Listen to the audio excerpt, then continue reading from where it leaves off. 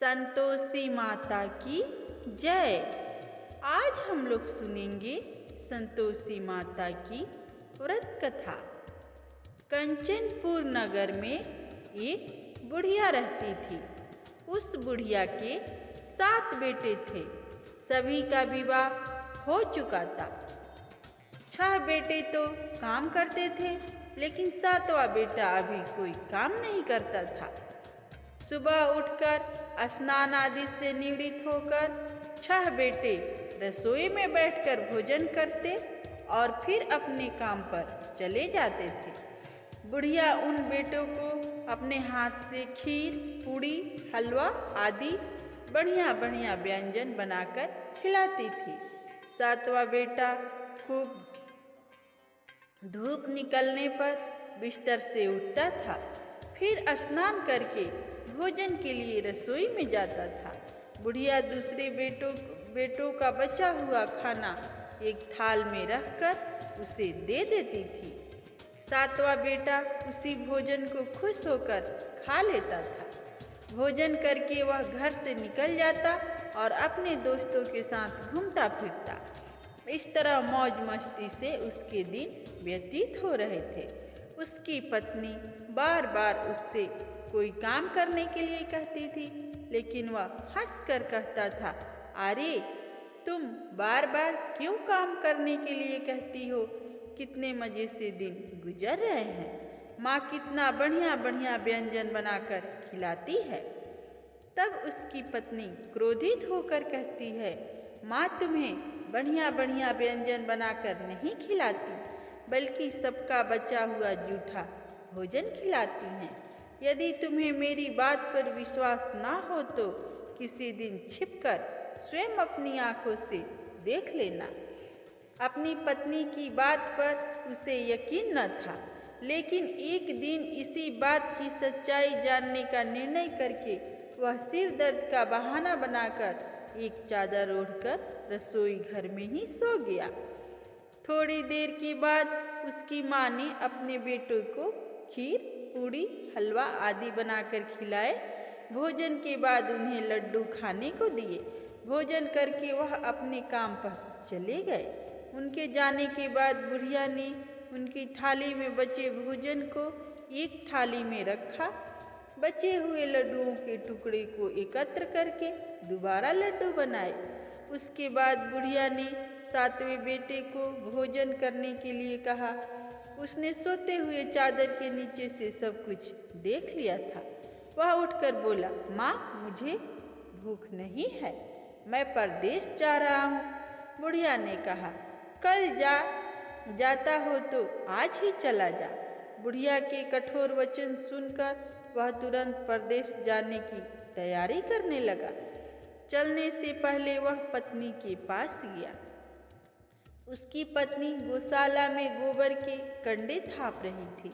उसने जाकर अपनी पत्नी से कहा, हम जाएं परदेश को आवेंगे कछुकाल, तुम रहियो संतोष से धर्म अपना पाल। अपने पति के वचन सुनकर कुछ गंभीर स्वर में पत्नी बोली, 2 निशानी आपनी देख धरू मैं धीर, सुधी मती हमारी विसारियो रखियो मन गंभीर। अपनी पत्नी के वचन सुनकर वह बोला, मेरे पास निशानी के लिए बस यह एक अंगूठी है, इसे अपने पास रख लो, लेकिन अब तुम भी अपनी कोई निशानी मुझे दे दो, ताकि परदेश में उस निशानी को देखकर तुम्हें याद कर सकूं। अपने पति की बात सुनकर वह बोली, नाथ मेरे पास निशानी के लिए कुछ भी नहीं है। फिर कुछ सोचकर उसने गोबर के हाथ से उसकी पीठ पर छाप लगा दी।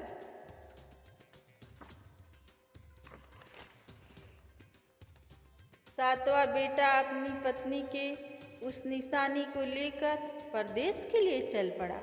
कई दिनों की लंबी यात्रा करके वह एक सुंदर व विशाल नगर में पहुंचा।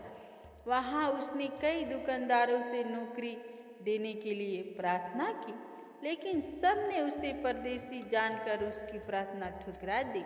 निराश होकर अंत में वह एक सेठ की दुकान पर पहुंचा। उसने सेठ से भी नौकरी देने की प्रार्थना की। सेठ को एक नौकर की जरूरत थी। उस सेठ ने उसे तुरंत नौकरी पर रख लिया। उस दिन उसकी बहुत बिक्री हुई और वह उस लड़के से बहुत खुश हुआ। कुछ ही दिनों में उसने सेठ का सारा काम संभाल लिया। उसके व्यवहार से आने वाले ग्राहक बहुत प्रसन्न थे। सेठ का व्यवसाय तेजी से चलने लगा। उसने उसकी मेहनत और ईमानदारी को देखकर उसने अपने हिस्सेदार बना लिया। कुछ ही महीनों में उस लड़के ने बहुत सा धन कमा लिया। संयोगवश कुछ समय बाद सेठ को उस नगर को छोड़कर दूर किसी नगर में जाना पड़ा। अतः सेठ अपना हिस्सा लेकर दुकान उस लड़के को देकर चला गया। अब सारे व्यवसाय का मालिक वह लड़का बन गया। उधर बुढ़िया ने उस लड़के की पत्नी को बहुत दुख देना शुरू कर दिए थे। वह हर समय बहू की जली कटी बातें सुनाती रहती थी। वह बेचारी हर समय काम पर लगी रहती थी, लेकिन फिर भी उसकी जेठानियाँ उससे कुछ न कुछ बुरा भला कहती रहती थी। सुबह होते ही बुढ़िया उस लड़के की पत्नी को जंगल में लकड़ियाँ लेने के लिए भेज देती थी। उसे आटे से निकले चोकर की रोटियां खाने को दे देती थी और नारियल की कटोरी में पानी दे देती थी। वह बेचारी चोकर की रोटी खाकर भी किसी से कुछ नहीं कहती थी, बस इसे अपने भाग्य का लेखा सोचकर चुप रह जाती थी। एक दिन वह जंगल से लकड़ियां काट कर लौट रही थी। उस रास्ते पर संतोषी माता का मंदिर था। उस मंदिर के पास लकड़ियों का गट्ठर जमीन पर रख वह कुछ देर आराम करने के लिए रुकी। मंदिर में उसने बहुत सी स्त्रियों को पूजा करते देखा तो उसने पूछा, आप किसकी पूजा कर रही हैं? इस पूजा के करने की क्या पुण्य मिलता है? एक स्त्री ने उसे बताया, हम संतोषी माता का व्रत करके उनकी पूजा कर रही हैं। संतोषी माता की पूजा करने के से धन संपत्ति से भंडार भर जाता है, निर्धनता दूर होती है, परिवार में सभी सुख शांति से रहते हैं, लड़कियों का शीघ्र विवाह होता है और उन्हें सुयोग्य वर मिलता है, व्यवसाय में लाभ होता है, निसंतान के घर में संतान होती है। पति अगर परदेश गया हो तो संतोषी माता की अनुकंपा से शीघ्र घर लौटता है। न्यायालय में कोई मुकदमा चल रहा हो तो उसमें जीत होती है, धन संपत्ति में बढ़ोतरी होती है, पारिवारिक क्लेश नष्ट होता है, व्रत करने वाले स्त्री पुरुषों को संतोष मिलता है, सभी की मनोकामनाएं पूरी होती हैं। स्त्रियों से संतोषी माता के व्रत के बारे में इतना सुनकर उसने व्रत करने की विधि भी पूछी। तब एक बूढ़ी स्त्री ने उसे बताया, संतोषी माता का व्रत करके गुड़ और चने का प्रसाद बांटकर स्वयं भी प्रसाद ग्रहण करना, कभी नहीं भूलना। संतोषी माता गुड़ और चने से की गई पूजा से प्रसन्न होती हैं। संतोषी माता का व्रत शुक्रवार को ही किया जाता है। शुक्रवार को सूर्योदय से पहले उठकर स्नान आदि से निवृत्त होकर संतोषी माता के मंदिर में जाकर पूजा करके व्रत कथा सुननी चाहिए।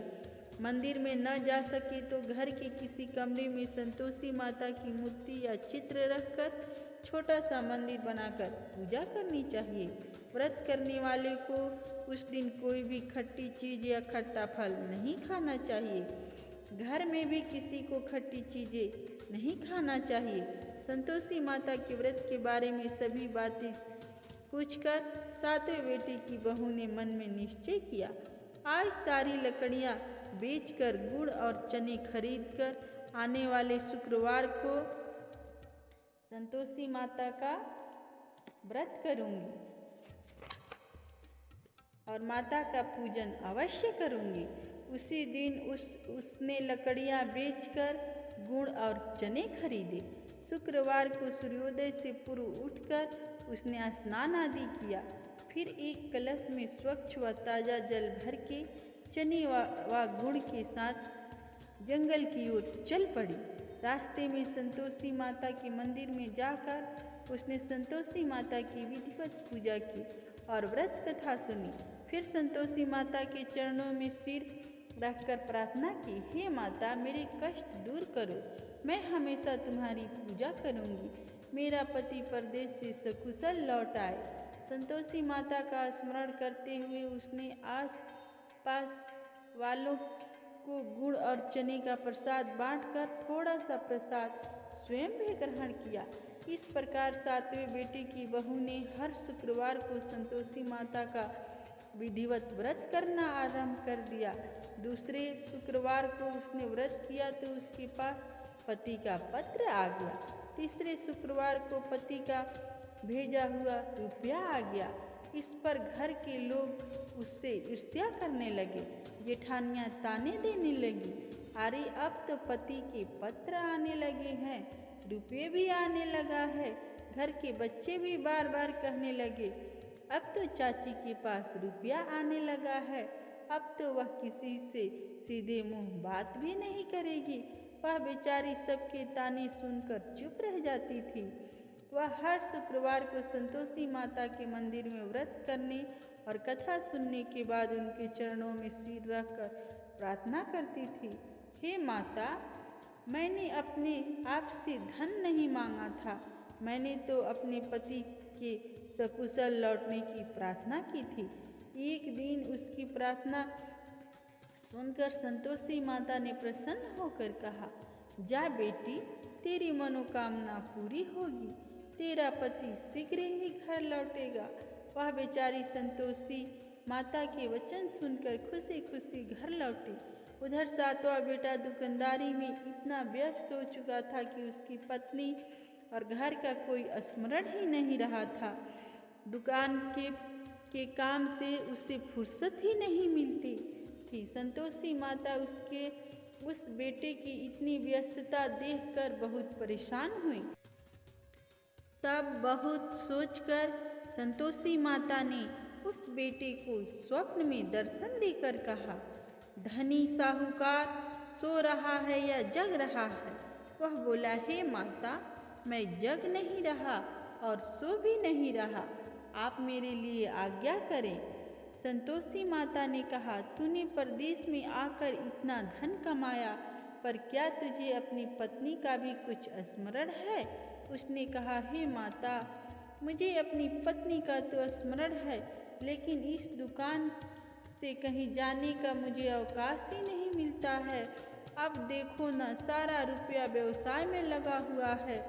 जब तक सारा रुपया वापस नहीं आ जाता, मैं अपने घर कैसे जा सकता हूँ?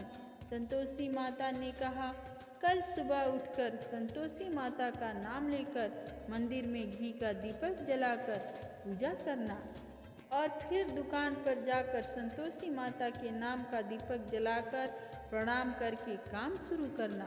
शाम होते होते उधार दिया धन लौट आएगा। इतना कहकर संतोषी माता उसके स्वप्न से अंतर्ध्यान हो गई। सुबह उठकर उसने अपने मित्र से स्वप्न की बात कही। वे सब उसका मजाक उड़ाने लगे, लेकिन उसका मन नहीं माना। उसने संतोषी माता का पर पूरा विश्वास करके मंदिर में जाकर घी का दीपक जलाया। दुकान पर भी दीपक जलाकर संतोषी माता का स्मरण करके काम शुरू किया। उस दिन संतोषी माता की अनुकंपा से सचमुच चमत्कार हो गया। उधार सामान ले गए लोग जल्दी जल्दी रुपया लौटाने आने लगे। देखते ही देखते रुपयों का ढेर लग गया। शाम तक सारा धन लौट आया। दुकान का सारा सामान भी हाथों हाथ बिक गया। तब संतोषी माता को नमस्कार करके वह अपने घर लौटने की तैयारी करने लगा। उधर सातवें बेटे की पत्नी प्रतिदिन की तरह जंगल से लकड़ियां काटकर घर की ओर लौट रही थी।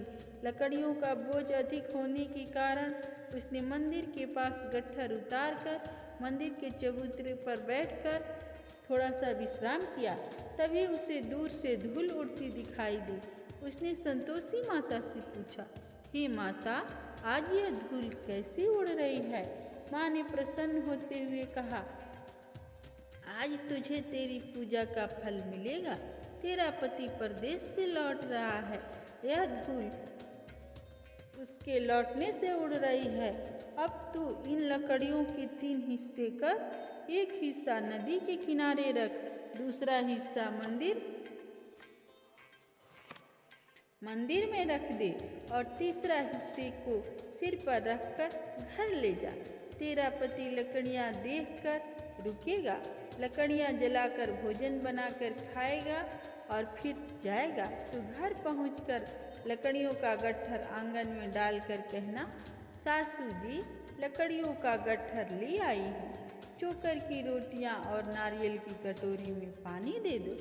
फिर पूछना, आज घर में कौन मेहमान आया है। संतोषी माता की बातें सुनकर वह खुश हुई और घर की ओर चल पड़ी। कुछ देर बाद उसका पति वहाँ पहुँचा और लकड़ियों का ढेर देखकर उसने भोजन बनाकर खाया। फिर कुछ देर विश्राम करके घर पहुँचा। उधर बहू ने लकड़ियों का गट्ठर जमीन पर डालते हुए जोरों से आवाज़ लगाई, सासू जी लकड़ियाँ ले लो, चोकर की रोटियाँ दे दो, नारियल की कटोरी में पानी दे दो। आज घर में कौन मेहमान आया है। यह सुनकर उसकी बुढ़िया सास बोली, बहू ऐसा क्यों कहती है, तेरा पति ही तो परदेश से आया है। नहा धोकर मीठा खीर खा, नए कपड़े पहनकर पति के पास बैठ। उसके पति ने कमरे की खिड़की से सब कुछ देखा और सुना। उसने कमरे से बाहर आकर भिखारी की तरह खड़ी अपनी पत्नी को देखकर कहा, माँ यह औरत कौन है। माँ ने कहा, बेटा यह तेरी बहू है। जब से तू परदेश गया है तभी से इसने ऐसे हाल बना रखा है। सारा दिन गांव में ऐसे ही जानवरों की तरह घूमती फिरती है, घर का कोई काम नहीं करती और नारियल की कटोरी में पानी मांग रही है। सातवां बेटा गंभीर होकर बोला, माँ मैंने इसकी सारी बातें स्वयं अपने कानों से सुनी है। मुझे बराबर वाले दूसरे घर की ताला दे दो, मैं उसी घर में रहूँगा। बुढ़िया माँ ने उस बेटे को दूसरे घर की ताला दे दी। अब वह अपनी पत्नी के साथ उस घर में आनंद से रहने लगा। उसके पास धन की कोई कमी न थी। उसने घर को महल जैसा सुंदर बना दिया। अगले शुक्रवार को उसकी पत्नी ने कहा, प्राणनाथ मैं संतोषी माता का व्रत करती हूँ। संतोषी माता की अनुकंपा से ही मेरे सब काम पूरे हुए हैं। अब मैं व्रत का उद्यापन करना चाहती हूँ। पति ने कहा, अवश्य उद्यापन करो। मैं उद्यापन के लिए सब सामान एकत्र करता हूँ। बहू ने अपनी जेठानियों के लड़के को भोजन के लिए बुलाया। सभी जेठानियाँ उसकी धन संपत्ति और वैभव से ईर्ष्या करने लगी थी। जेठानियों ने अपने बच्चों को सिखा दिया कि तुम भोजन के समय खट्टी चीज़ें मांगना। वे नहीं चाहते थी कि उनका उद्यापन पूरा हो। संतोषी माता की पूजा के बाद जब बच्चों को भोजन के लिए कहा गया तो सब खटाई मांगने लगे। बहू ने कहा, खटाई किसी को नहीं मिलेगी। तब सभी बच्चे उससे पैसे मांगने लगे। बहू ने उनकी बुरी भावना के बारे में कुछ नहीं जानती थी। उसने बच्चों को पैसे दे दिए। बच्चे दौड़ते हुए बाजार में गए और इमली लेकर खाने लगे। बच्चों को पैसे देने और उनके इमली खाने से संतोषी माता क्रोधित हो गई। उनके प्रकोप से उसी समय राजा के सैनिक सातवें बेटे के दुकान पर पहुँचे और उसे पकड़कर ले गए। भोली बहू रोने लगी। जेठानियाँ ताने देने लगी, अरे बेईमानी से कमा कर धन लाया था, इसीलिए राजा के सैनिक पकड़ ले गए। अब बंदी गृह में रहना पड़ेगा, साथ ही राजा सारा धन भी छीन लेगा। सातवें बेटे की बहू रोती हुई संतोषी माता के मंदिर में गई। उनके चरणों में सिर रखकर प्रार्थना करने लगी, हे संतोषी माता, मुझसे कौन सी भूल हुई? आपने किस अपराध की इतनी बड़ी सजा दी है? संतोषी माता ने तुरंत प्रकट होकर कहा, बेटी, तूने उद्यापन में बच्चे को पैसे देकर बहुत बड़ी भूल की है। उन पैसों से बच्चों ने खटाई खाकर तेरे व्रत को नष्ट किया है। बहू रोते रोते बोली, माँ मुझे क्षमा कर दो, मैं बच्चों की बातों में यह सब भूल गई थी। अब मैं दोबारा उद्यापन करूँगी, अब कोई भूल नहीं करूँगी। संतोषी माता ने कहा, जब तू दोबारा विधि से उद्यापन करेगी तो तेरी मनोकामना अवश्य पूरी होगी। मंदिर से घर लौटते हुए रास्ते में उससे उसका पति वापस आता हुआ मिल गया। बहू ने पूछा, राजा के सैनिक आपको क्यों पकड़ कर ले गए थे? वह हंसते हुए बोला, मैं इतना धन कमाया था, उसका कर टैक्स नहीं दिया था, इसीलिए राजा ने मुझे बुलाया था। अगले शुक्रवार को उद्यापन के लिए बहू ने लड़कों को भोजन के लिए बुलाया। उधर जेठानियों ने पुनः अपने लड़कों को भोजन में खटाई मांगने के लिए सिखा दिया। संतोषी माता की पूजा के बाद गुड़ चने का प्रसाद बांटकर बहू ने स्वयं भी प्रसाद ग्रहण किया। बच्चों को जब भोजन के लिए बैठाया और खीर पूड़ी हलवा खाने के लिए कहा तो वे बोले, हमें खीर हलवा अच्छा नहीं लगता, हमें तो खट्टी चीज़ें खाने को दे दो। बहू ने कहा, किसी को खट्टी चीज़ें खाने को नहीं मिलेगी और तुम्हें पैसे भी नहीं दूंगी।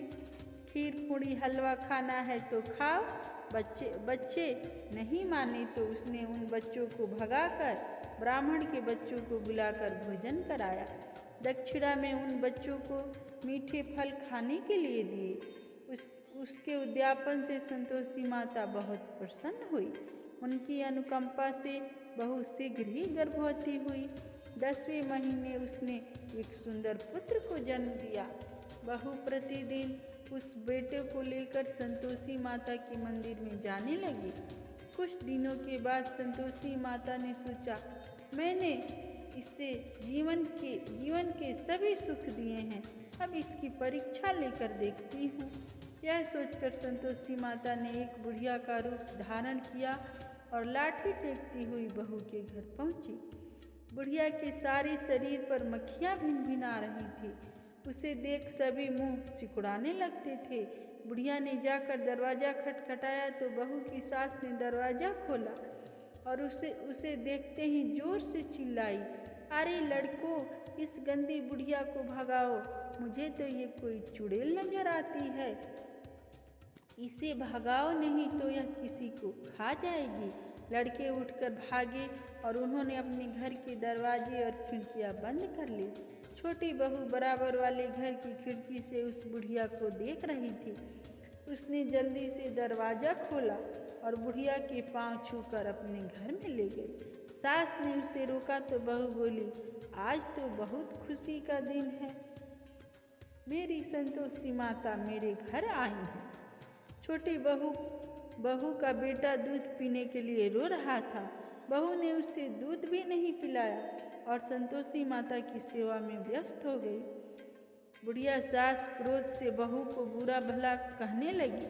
बहू बोली, सासू माँ, आज मेरी संतोषी माता मेरे घर आई हैं, इनका व्रत करने से ही मेरे घर में इतनी खुशियाँ छाई है। इतना सुनते ही सब बुढ़िया के पास दौड़े हुए आए और उनके पांव छूकर क्षमा मांगते हुए बोले, माँ, हमें क्षमा कर दो, हमने आपको पहचानने में बहुत भूल की, हम आपके व्रत की विधि नहीं जानते। हे माता, अब हम भी आपका व्रत किया करेंगे। उन लोगों की प्रार्थना सुनकर बुढ़िया का रूप धारण किए संतोषी माता प्रसन्न हुई और उन्हें संतोषी माता के व्रत की विधि बताई। बुढ़िया से व्रत की विधि जानकर संतोषी माता के व्रत करने से उन सब की मनोकामनाएं भी पूरी हुई। उनके घर में धन की वर्षा होने लगी। बुढ़िया के सभी बेटों को व्यवसाय खूब तेजी से चलने लगा। धन संपत्ति से भंडार भरने लगे। संतोषी माता का व्रत करने और व्रत कथा सुनकर गुड़ और चने का प्रसाद खाने वालों की सभी मनोकामनाएं पूरी होती हैं। मंगल कामनाएं संतोषी माता पूरी करती हैं। व्यवसाय में दिन दूनी रात चौगनी तरक्की होती है। निसंतान स्त्रियों को पुत्र की प्राप्ति होती है और संतोषी माता का विधिवत व्रत करने वाली कुंवारी कन्याओं को मनचाहा, सुंदर और सुयोग्य वर मिलता है। बोलो संतोषी माता की जय।